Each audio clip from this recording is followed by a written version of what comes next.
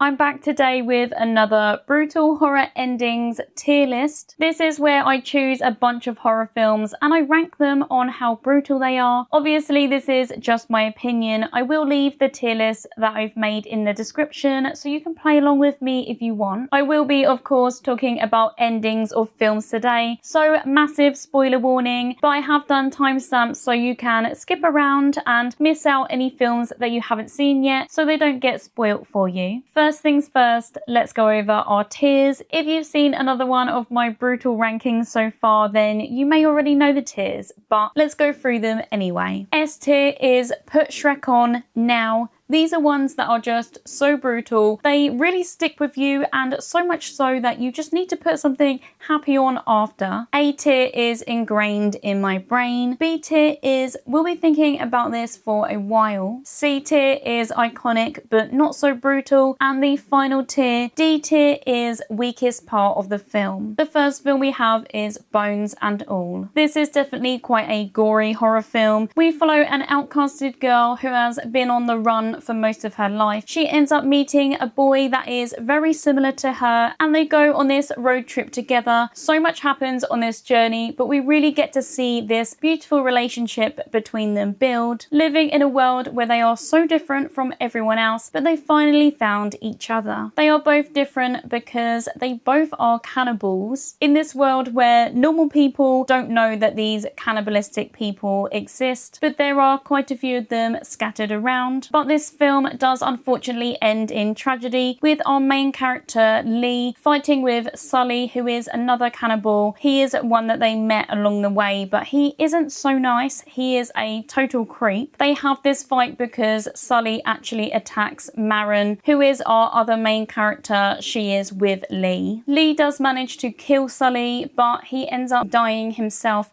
from the injuries. His last request is for his girlfriend Maren to eat him, bones and all. The gore does look really realistic, so it is quite a brutal ending, but I think it's really just how sad it is that makes me want to put it in first place. So this one is going to have to go in S tier, Put Shrek On Now. Next we have the film Blink Twice. We follow Frida, who is a cocktail waitress. Her and her friend, who is also a cocktail waitress, end up getting invited to this billionaire's island when they meet him at an event that they're waitressing at. When they get there, everything seems absolutely amazing. They can spend their days doing whatever they like. It just seems like the dream getaway, but they begin to see cracks in this amazing dream as time goes on. So as we come towards the end of this film, the women start to realize everything that the men are doing to them, basically drugging them, using them, selling their bodies, so many awful things. But that isn't right at the end. We do get some revenge scenes which are really cool, but I want to talk about the ending right at the end when Frida ends up flipping the roles and drugs the main billionaire to get her kind of revenge. I think I would have absolutely loved to see her kill him, but she doesn't. She decides to take the control back and take things into her own hands. I love this ending, but it isn't brutal right at the end, especially compared to the rest of the film, so I am going to put it in C tier, Iconic but Not So Brutal, if we are just talking about that final scene. Next up we have The Mist from 2007. If you know, then you know. This has one of the most iconic,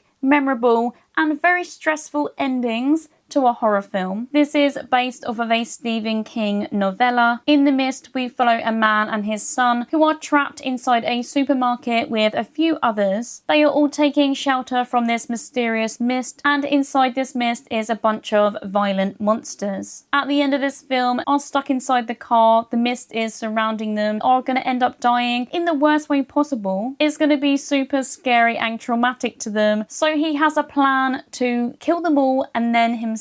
So he starts this plan, and when it finally comes to himself, he doesn't have any bullets left, but that's when the army comes in to save them. This is an ending that is forever ingrained in my brain, so it's got to go in A tier. Next is a film from this year. It is the new body horror film called Together. In Together, we follow a couple that move to a new remote home, and they end up contracting something weird within the forest that makes them start to two become one. If they get too close to each other, their skin starts to attach to each other, or their hair. As time goes on, this just gets worse. They are almost like magnets being drawn to each other. There are some incredible scenes in this film, but unfortunately, I wasn't a massive fan of the ending. In some scenes, we got to see couples that fought against them being merged together, and they ended up being this really disgusting, scary, mutilated, humanoid creature. But at the end of this film, they don't resist and they let it happen. I really thought we were going to see some bonkers visuals. I was thinking Society, I was thinking The Substance. I was really excited to see them merged, but when they were merged, they just ended up being a person that looked like a combination of them both, rather than being something that looks disgusting, which I was really hoping for. Obviously, we can't have every body horror film ending in a tragedy like that, but I do think what also didn't help was the kind of comical lead up to that, when we saw them dancing together and them merging together, but I'm not really sure how I felt about those visuals. This ending just wasn't for me, so I am going to put it in D tier. Next up, we have The Innkeepers. This is a film by Ty West, and it's a film that I go on and on about, especially this time of the year, because it's such a good one to watch when the weather gets colder or on a rainy day. In The Innkeepers, we follow two colleagues who are working the final night shift at this inn. They don't usually get too many people coming by, but on this particular night they do get a few guests. They are also into paranormal investigation, and they're set on finding some paranormal disturbances within the inn on this final night. And that is exactly what happens. They end up finding some rather sinister spirits, and at the end we unfortunately see the tragic end of one of our main characters. It's really unexpected, but Claire ends up dying, and we see Luke alone at the end as they bring her body out. I think because this really snuck up on me, I'm gonna have to put it in ingrained in my brain. Next up, we have a film from last year, and that is the film Red Rooms. This is kind of a crime drama thriller that turns much more sinister towards the end. In Red Rooms, we follow a girl who is attending a high-profile serial killer case in court. She actually ends up meeting another girl who is also attending the court. They at first believe that the serial killer is innocent, but as time goes on, we see more evidence that that isn't the case. The end is a massive plot twist. It is something that I did not see coming,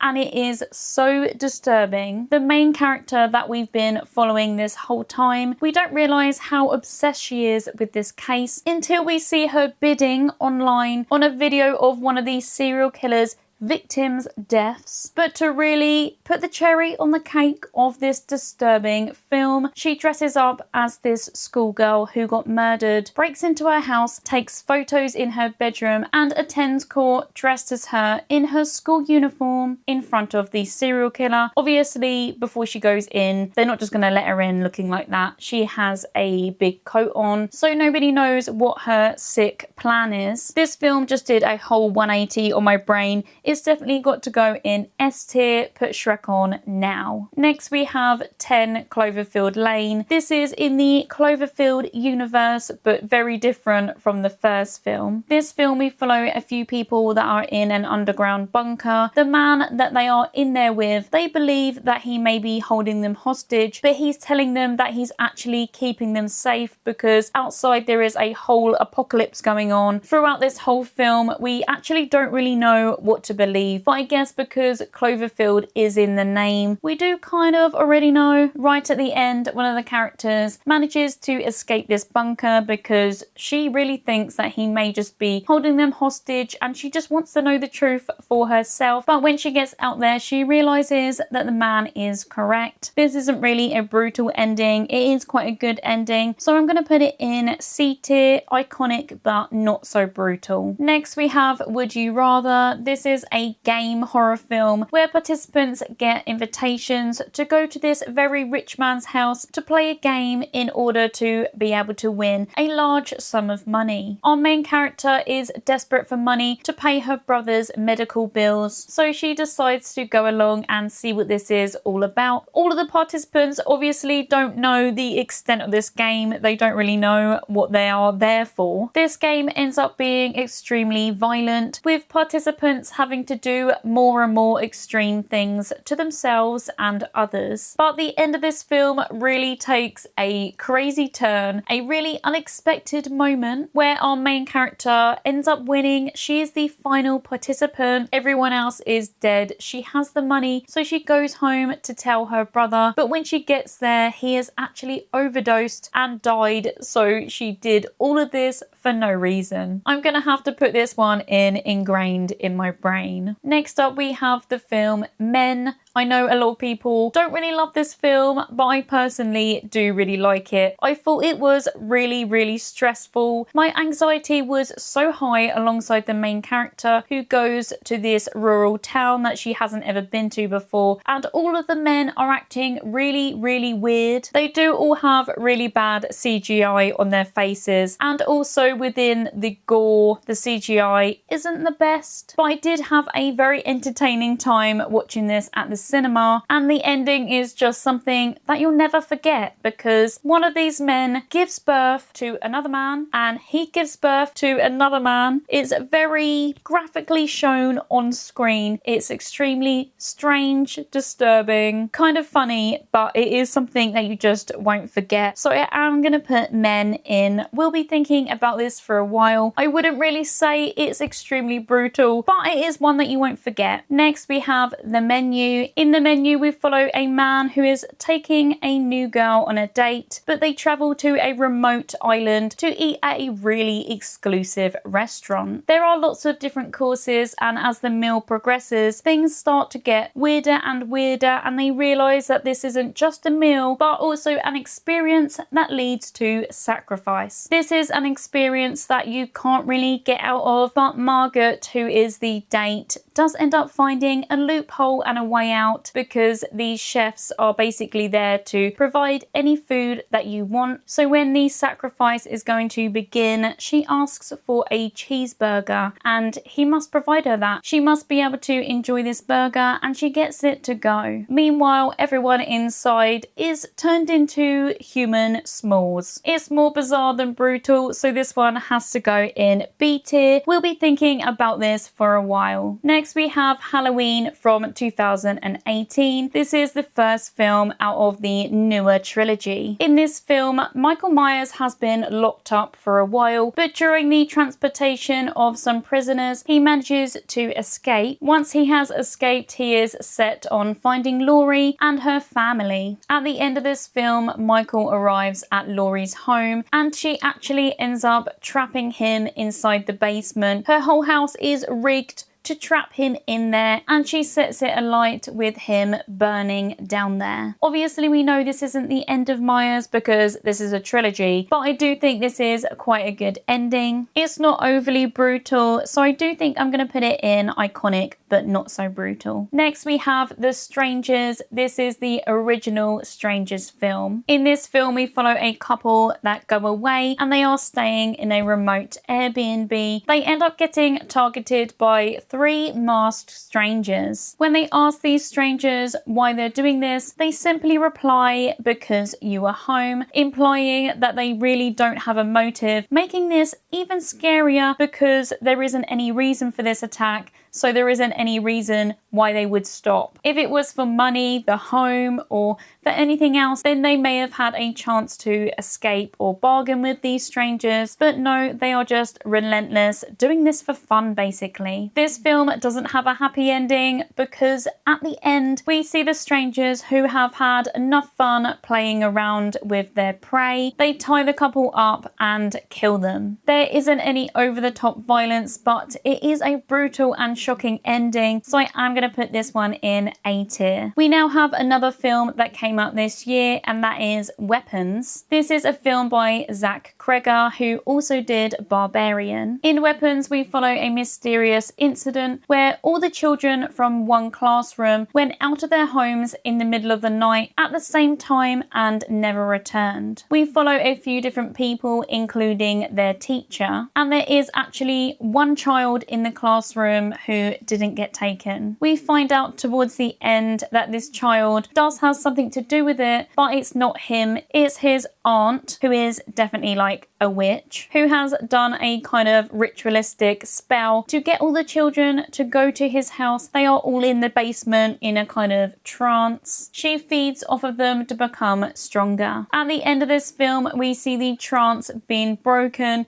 and all of these children going after the Aunt Gladys. This is done in a very comical way. They are chasing her. They end up chasing her through a few different buildings. These children are set on basically violently killing her because the other characters have kind of turned the spell onto her. They finally catch up with her and it's very bloody, but I do have to say, in my opinion, this is definitely the weakest part of the film. I really enjoyed the film until the ending, which I didn't love so much, but I am going to put it in weakest part of the film. I just didn't absolutely love the comical part of all the kids chasing her. I don't know why, but that just kind of took me out of it. Next we have Ready or Not. In Ready or Not, we follow Grace, who is getting married. She's getting married at her in-laws' place, but they have a family tradition after the wedding where they have to play a game. In this game, whoever is marrying into the family has to choose a card, and whichever card they pull has a name of a game in there. But there is one card that everyone hopes not to pull, and that one is Ready or Not. Grace does pull the Ready or Not card, which is basically a game of manhunt, but the family are actually hunting her and trying to kill her. She must survive until morning to win this game and to stop them coming after her. The ending really solidifies to us why the family are so desperate to find her, because she does survive till morning, causing the family members to explode because the family curse is broken. I really love this ending. It does have a very comical tone to it, so I am going to put it in We'll Be Thinking About This for a While. Next is The Ritual from 2017. This is one of my favourite films. It's a folk horror film about a group of friends who go out into the woods. They are going there for a trip together following the death of one of their other friends. They plan on doing a lot of hiking and camping, but as they delve deeper into the woods, they start to notice things just aren't right. This is the kind of horror film where the tone completely shifts into something that you just couldn't imagine. Throughout the film, we do see these weird ritualistic symbols and some pretty messed up kind of displays or altars. And right at the end of this film, we see that this is in fact a creature feature, and we see these massive creatures. They are basically like gods, and the group of friends have been taken by this cult who worship these ancient beings. I absolutely love where this film goes, so it's gonna have to go into ingrained in my brain. Next up is The Fly. This is the David Cronenberg The Fly, one of my all-time favorite David Cronenberg films alongside the film Crash. In The Fly, we follow a scientist that is working on teleportation. He's built these massive teleportation pods and decides to try it out on himself. It basically takes all your DNA from this one area and rebuilds it in the other area, causing you to be able to teleport. But when he does this on himself, he doesn't realize that a fly also got into the teleportation pod. So when he is transported over, his DNA mixes with the fly's DNA, causing a slow transformation. Not only is this a really cool body horror film, it has a really good but really tragic storyline, especially the end, and the woman that is in love with him sees this slow transformation, but at the end she sees his full transformation and knows that there is no way back. The body horror effects are amazing, and I would just say it's so brutal just within the storyline and how hard hitting that ending is. So I really am going to have to put this one in Put Shrek on now. Next is the latest Evil Dead film, and that is Evil Dead Rise. Of course, kind of following the typical formula of any Evil Dead film, it starts off with the reading of the Necronomicon, or listening in this case. This releases an evil within a family home, each one of them having their turn being a deadite. One of the main characters, Beth, at the end, she is changing into a deadite, so alongside this evil creature that is pursuing them, she decides to destroy it and herself. Obviously hoping to put an end to all this, but we know that this is Evil Dead and there isn't going to be an end to it. This isn't a favourite ending of mine, but it is brutal, so I am going to put it in ingrained in my brain. Next is another film from this year. It's a horror comedy, and that is Osgood Perkins' The Monkey. This is another one that is based off of a Stephen King novella. We follow two brothers who find their dad's wind-up toy monkey, so they get him out and wind him up, but they realise that where the monkey is,